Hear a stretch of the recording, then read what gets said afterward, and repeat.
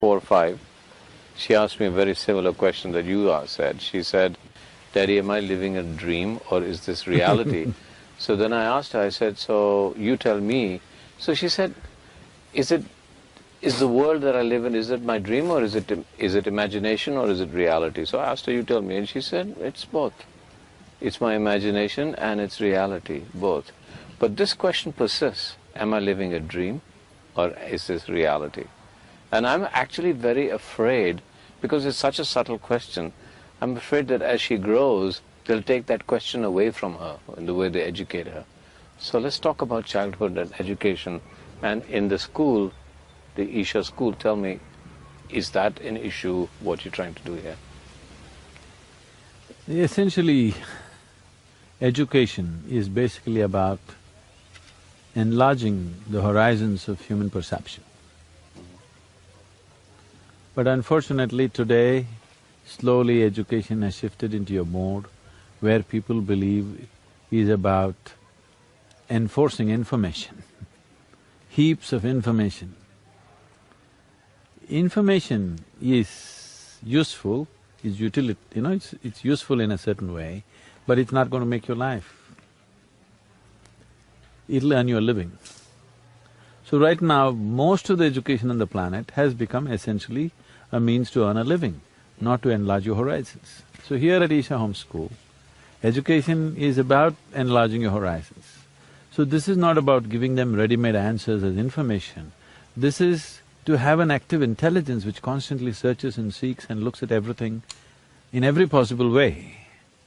Above all, to know the joy of wondering about life, not having ready-made answers for everything. Ready-made answers are religion. It's not life. And so the question everybody's going to ask you is, in this highly competitive world, are you saying that they'll come out non-competitive, or they will have such awareness that they'll make it become even more, their ability to deal with this world will be more precise? See, when you're competitive, suppose you and me are walking and you're in competition with me, you will either get to walk slightly faster than me or probably less than me and feel depressed about it. If you walk little faster than me, you are going to be thinking you've reached the peak of your life. If you fall behind me, you'll feel depressed that you can't walk as fast as me. But if you're not in competition with myself, you would explore the possibilities of what you could do, and maybe we don't know you could fly. I can walk fast, maybe you could fly, but you will miss out the possibility of flying because you're in competition with me. All you want to do is take few steps more than me. So the very human potential is distorted because people are in competition. Right now people believe that you will not propel yourself to your fullest if you're not in competition, which is a very false idea. It's a very, very false idea. We have cultivated that in societies, that you believe you will not reach your full potential unless you're in competition, not at all true.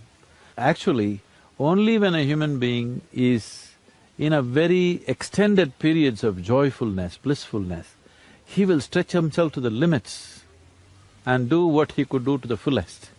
When he is in competition, when he is in fear of failure, he will only do little better than somebody else. So the human genius is completely missing today.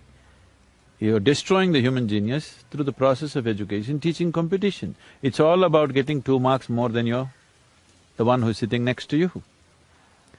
And in this mode of competition, only one can win, all others are losers. Isn't it? It's a horrible way to create a society.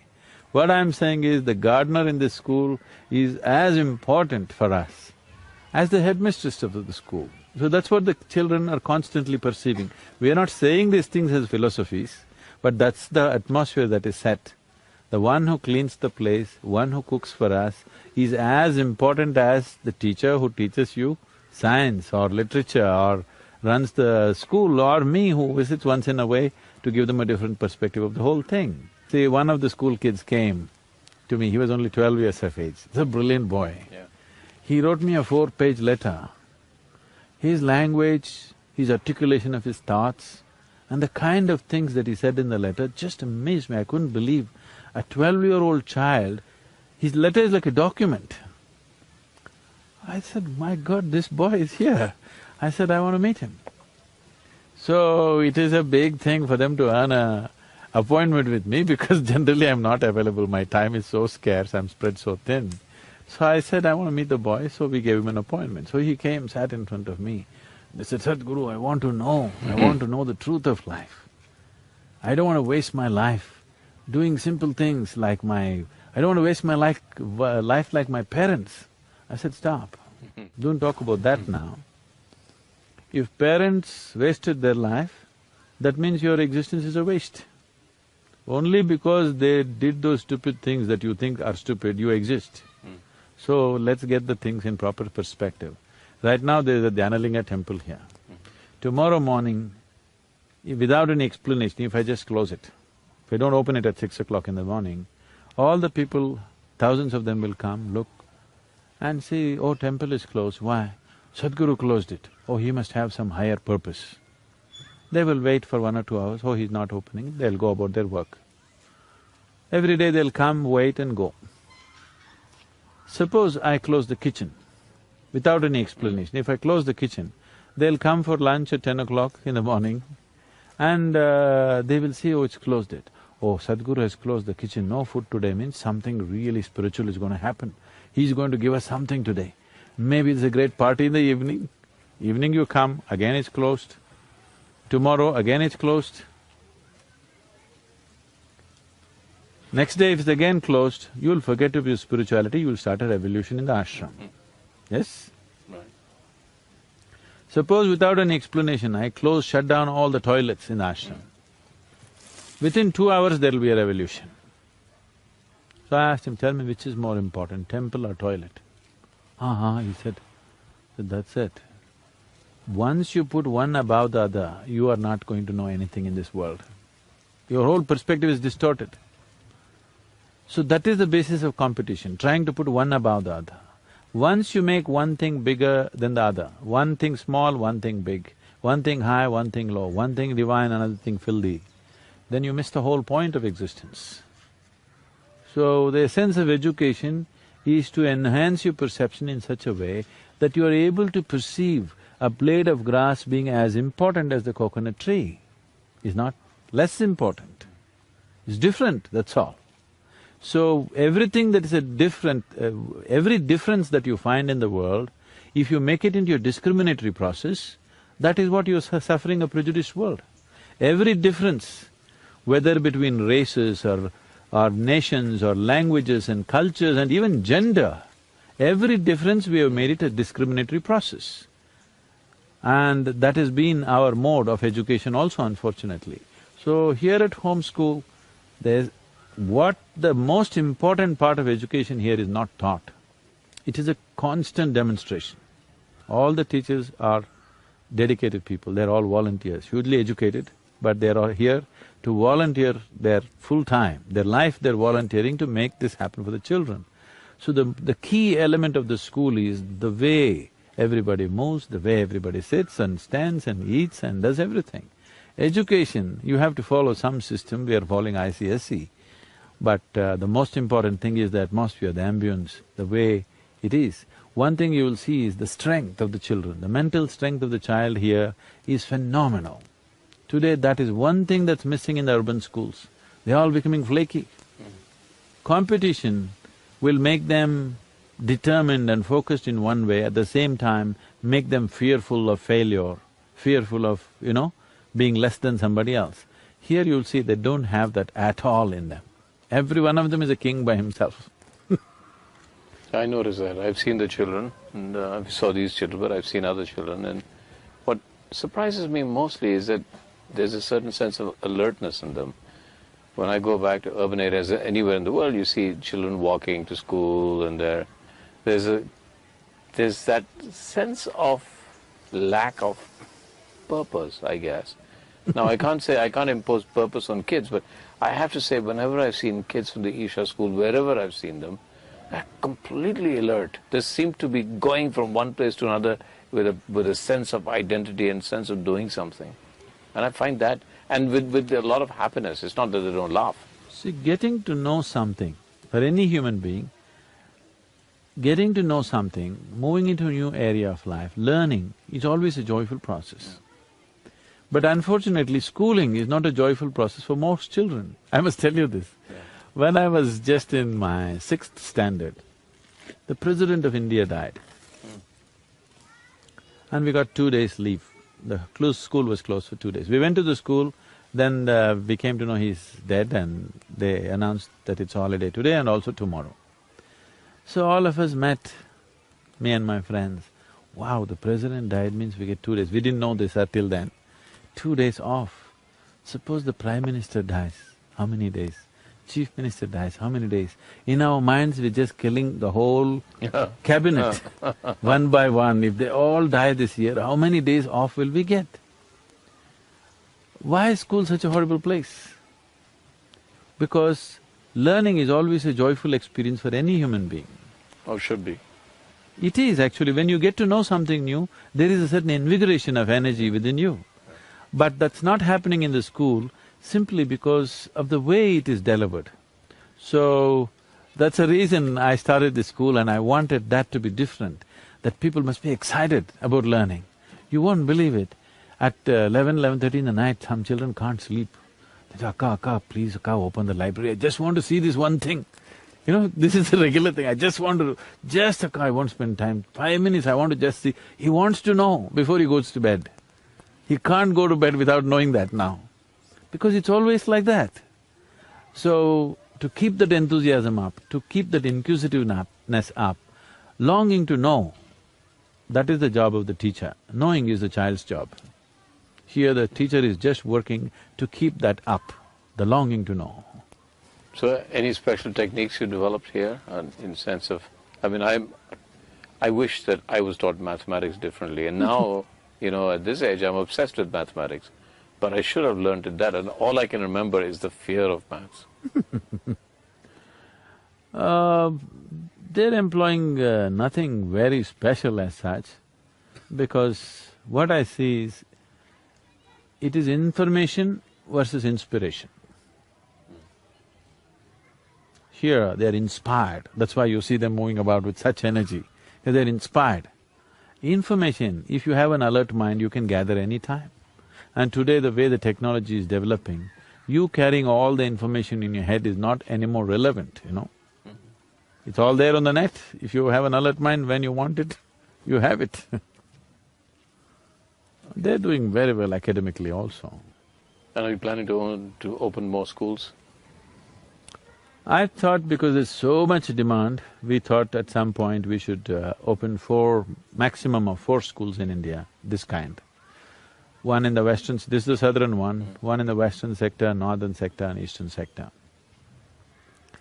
But opening a school like this will not happen because you build buildings. You have to get those kind of people who are committed to making it happen. That's always a challenge because dedication is a scarce material in the world today.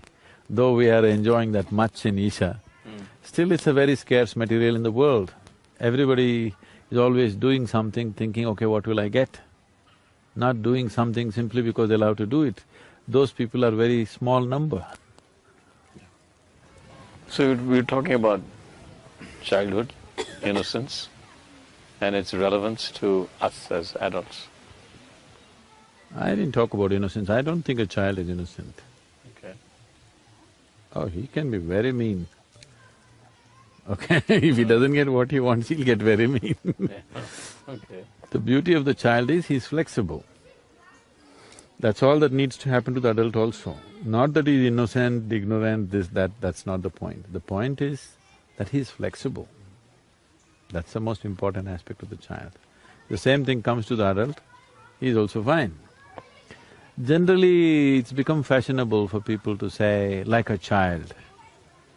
Somewhere they're thinking adulthood is evil, childhood is a good thing. No, child is just in the making. Adulthood is the real thing. Even so-called spiritual people go about saying, I'm like a child. So I keep asking people, do you really want to be a child? Suppose at the age of 6, your body and your mind stopped growing and you remained a child. Is that a great thing? Yeah. We'll call you a retard, Yeah. isn't it? Yeah. Isn't it good you've grown out of your childhood? Because you made a mess out of your adulthood, you are aspiring for your childhood. I think adulthood is great.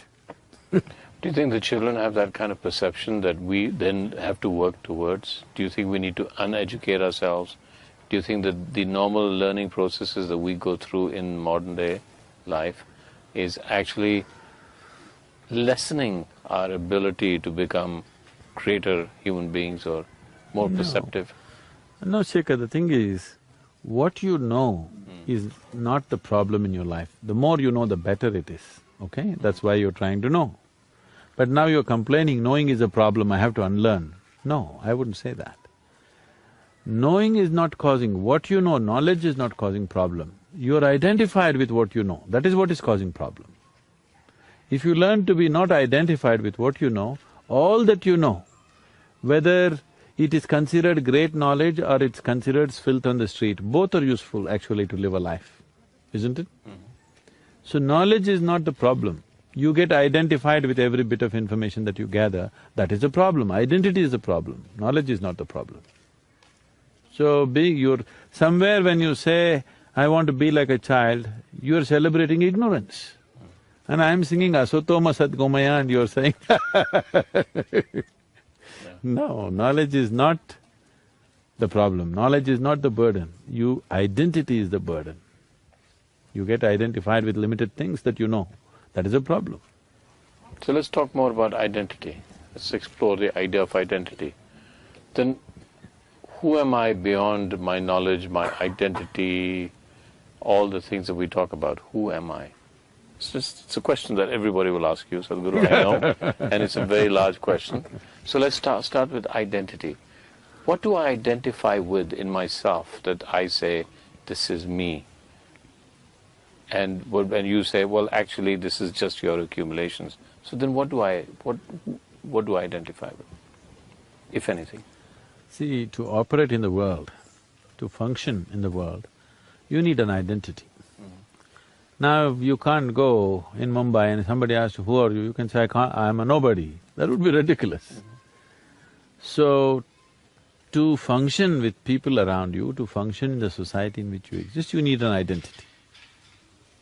Just shaker will not do, because there may be too many shakers, you need a kapoor attached to it. So it's giving you an identity.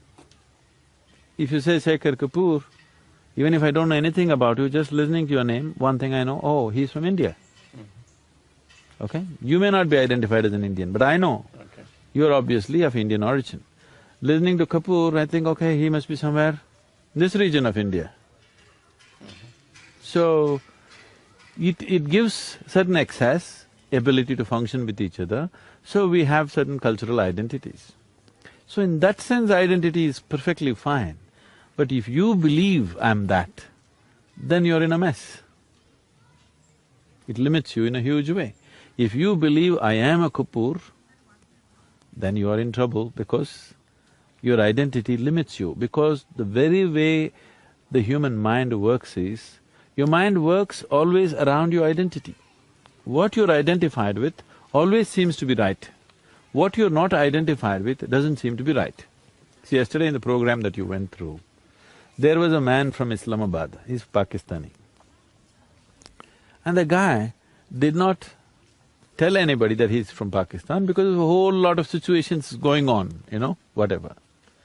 Yesterday night he came and told me, I am from Pakistan. I said, that's great, I truly appreciate that you came here. You should have told everybody. People would have reached out to you like anything in this country. But in his mind, he thought this identity could be a problem. So being an Indian and a Pakistani is essentially a political identity which just popped up 50, 60 years ago, okay? Before that, there was no such thing. Suddenly we became this. Where did it come from? We invented it, right? Somebody drew an artificial line and said, those who fall this side are Indians, those who fall that side are Pakistanis. And just see how much trouble, because you're identified with that.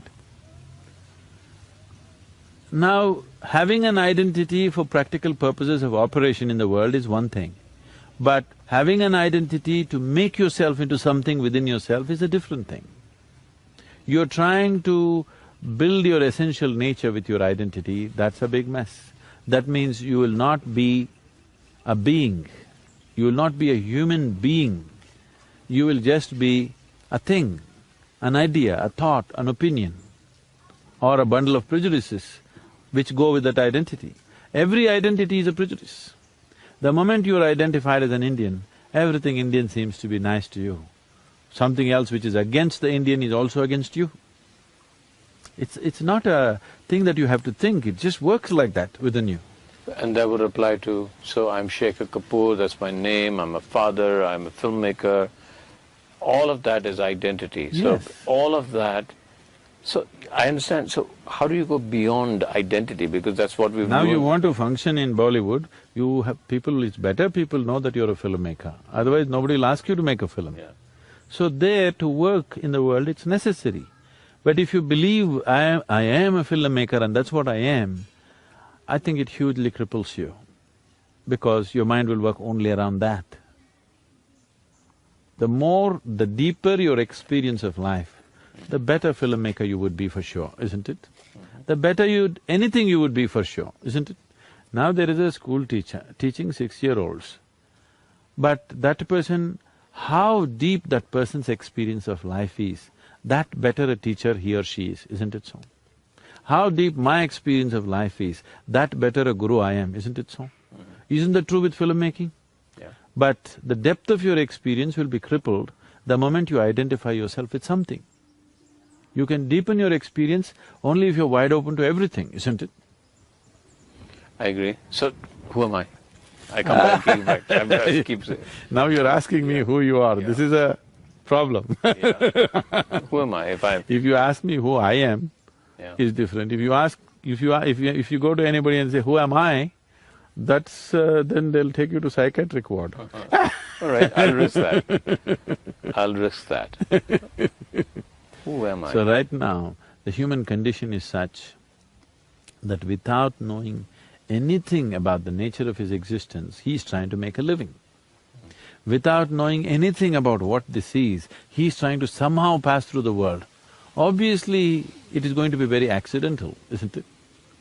So when a person is going through his whole life in an accidental manner, he being in a great sense of anxiety, fear, struggle is very natural. And now we are going about describing life, life is struggle. Life is not struggle. If you are blind, walking from here to there also is a struggle. If your eyes are open, joyfully you can walk through. So life has become a struggle because there is no clarity of perception as to what is me, what is the world, what is the nature of this existence, there is no perception. So if I tell you, you are a human being, it satisfies you, but if you think a little more, it doesn't work. If I tell you, you are Atman, you are a soul, it satisfies you. If you think a little more, even that doesn't work. So whatever I'm going to tell you is not going to work. So only if your perception takes you there, because only what you perceive you know. What somebody else tells you is only a story. It may be a true story, but still a story, isn't it? Stories will entertain you, stories may inspire you, stories may solace you, but stories will never be a solution in your life. Stories will never realize you, isn't it? So there's no alternative to working hard towards perception? No, again, working hard, why should you work hard to become yourself? If you want to become something else, you have to work hard. To be yourself, why should you work hard? There's no working hard, anyway you're that. Enlightenment is not an achievement, it is just a realization. When we see, this must be very, very clear. This is a realization. We say self-realization, God-realization. When we say realization, it simply means you only perceived what is already there. You didn't invent something, you didn't create something, you didn't attain something.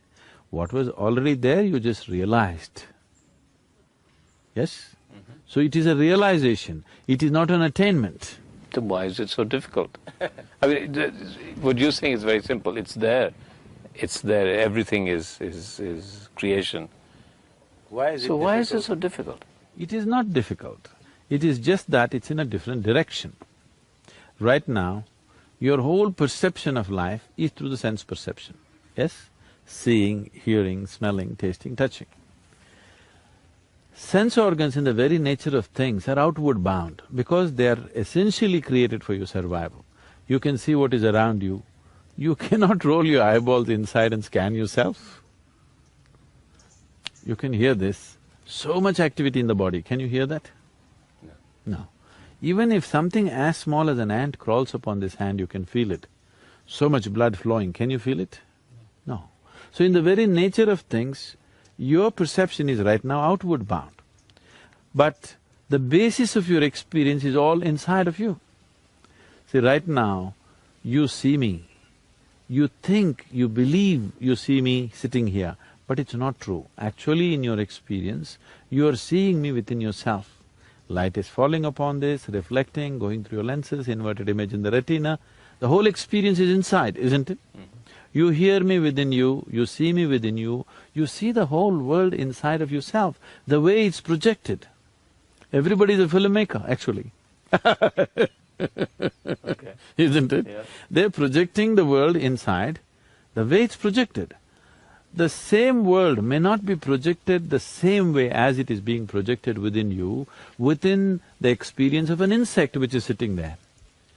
In the bird, it is different. In the dog, dogs don't see the color. If you wear all the colorful clothes and come, they just stare at you because you're all black and white. Today, there is substantial knowledge about this thing that neurologists are telling you, whatever you see is broken, the information is broken into 14 different aspects, and you are actually seeing me in 14 different parts of your brain, not in one place.